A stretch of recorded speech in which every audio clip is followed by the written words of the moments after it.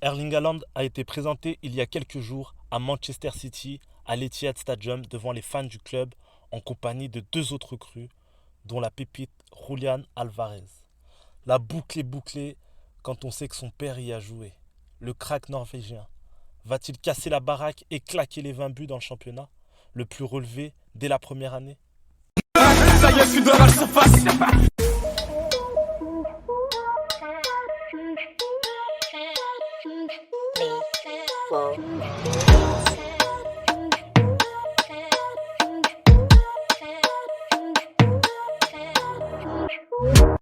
Salut à tous et bienvenue, vous êtes dans la surface avec Landon.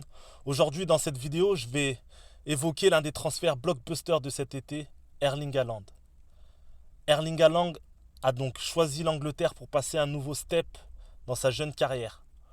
Son profil, il correspond parfaitement à la première ligue. Grand, costaud, rapide et avec de l'intensité dans les courses. On sait tous que le cyborg norvégien est un vrai buteur, efficace, qui affole les stats. C'est un garçon qui veut tout arracher et on le voit dans son body language.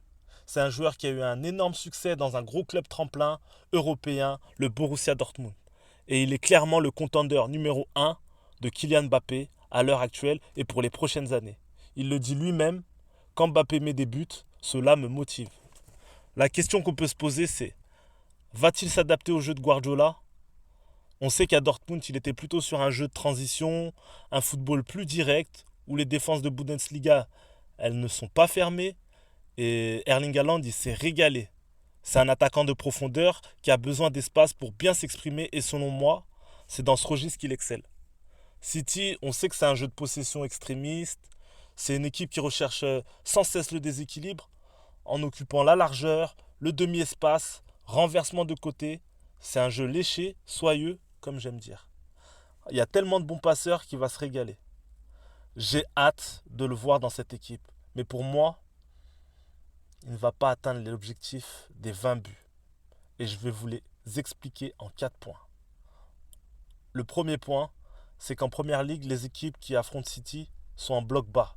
Donc il y a peu de profondeur. Et dans ce cas-là, il devra faire le renard de surface, un registre où je le trouve moins intéressant. Et surtout, ça marque de partout dans cette équipe. Donc ça ne joue pas que pour lui. En deux, il faut bien évidemment le temps d'adaptation. Il y a des joueurs qui ont du mal à s'adapter rapidement. Je prends l'exemple de Bernardo Silva, où au début de saison, il était, euh, il était classé comme un joueur partant du club. Et à la fin de saison, il a fini d'être le meilleur joueur de cette équipe. Et Mahrez aussi, où je me souviens dans un interview ou une conférence, euh, Guardiola disait de Mahrez que c'était un joueur qui avait beaucoup de qualité, c'était un très bon joueur, mais je ne peux pas le faire jouer parce qu'il y avait plus fort. Et là aujourd'hui, c'est deux éléments qui sont importants dans cette équipe. Le troisième point, c'est que Guardiola, il effectue énormément de turnovers dans cette équipe. Et il peut se passer d'un numéro 9. Il a joué plusieurs matchs sans attaquant de pointe. Il l'a prouvé dans cette saison. Et dans son équipe, si t'es pas bon, lui, il n'a aucun scrupule à te mettre sur le banc. Tu vaux 10, 50 ou 100 millions. La preuve, Grealish. Et le dernier point, c'est la saison dernière, il a été beaucoup absent pour cause de blessures. Et mentalement, ça peut le travailler. Voilà mes 4 points. Haaland, je pense que c'est un crack qui est de la graine de champion, donc il va s'adapter. Il faudra lui laisser du temps pour progresser aux côtés de Guardiola et il faudra compter sur lui, surtout pour les prochaines saisons. Mon avis, c'est qu'il n'atteindra pas les 20 buts pour la première saison, mais il lui en restera 5. Et pour moi, Haaland peut être un game changer pour la réussite de City et Guardiola pour la Champions League. Je m'explique. Guardiola aime bien tout contrôler, que son équipe joue de façon scientifique, scolaire, ce que tu veux. Mais le côté direct, le côté tueur et le côté puissance de Erling Haaland, c'est peut-être le chaînon manquant de cette équipe, le facteur X. Voilà. Ça, c'est mes impressions pour cette saison et mon avis pour les prochaines.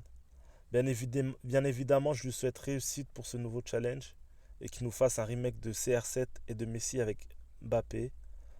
Voilà, je vous invite à vous abonner à la chaîne et interagir, débattre en commentaire. Allez, tchuss!